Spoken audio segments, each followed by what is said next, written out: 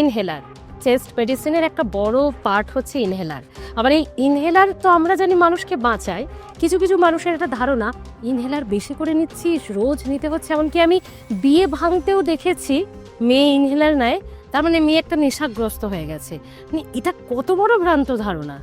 এটা একটা খুবই বড় ভ্রান্ত ধারণা এই জন্যই, কারণ দেখুন আপনাদের লাংসে যখন প্রবলেম হচ্ছে, ধরুন অ্যাসমা হোক, সিওপিডি হোক, বা অনেক সময় হয় যে দেখবেন একটা ভাইরাল ইনফেকশনের পর কাশি সারতে চাইছে না, তার জন্য অনেক সময় আমরা ইনহেলার দিয়ে থাকি।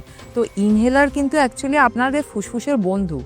যখন আপনি ইনহেলার ব্যবহার করছেন, সেই ইনহেলারের দ্বারা যে ওষুধটা সেটা সরাসরি আপনার ফুসফুসে পৌঁছচ্ছে, সেটা কিন্তু রক্তের মধ্যে যাচ্ছে না, তাই জন্য তার কিন্তু কোনো সাইড এফেক্ট থাকে না। এবার কিন্তু ধরুন যখন কোনো ক্যাপসুল বা ট্যাবলেট খাচ্ছে, সেটা ফার্স্ট আপনার পেটে যাচ্ছে, পেটের মাধ্যমে রক্তে যাচ্ছে, এবার স্বাভাবিকভাবেই রক্তে গেলে ফুসফুস ছাড়াও হার্ট, লিভার, কিডনি, স্কিন, যা যা অঙ্গ প্রত্যঙ্গ আছে সব জায়গায় পৌঁছচ্ছে। তো যেহেতু অন্য জায়গায় পৌঁছচ্ছে, তার সাইড এফেক্ট আছে।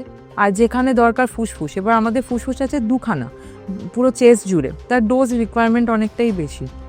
তো সেই জন্য ফুসফুসে যেখানে দরকারটা বেশি সেখানে ডোজটা পৌঁছচ্ছে কম, এবং অন্য জায়গায় বাকি ডোজটা চলে আসে যেটা একদমই দরকার না, উল্টে সাইড এফেক্ট তৈরি করতে পারে। তো সেই জন্য ট্যাবলেট বা ক্যাপসুলের থেকে ইনহেলার কিন্তু অনেক বেশি ভালো।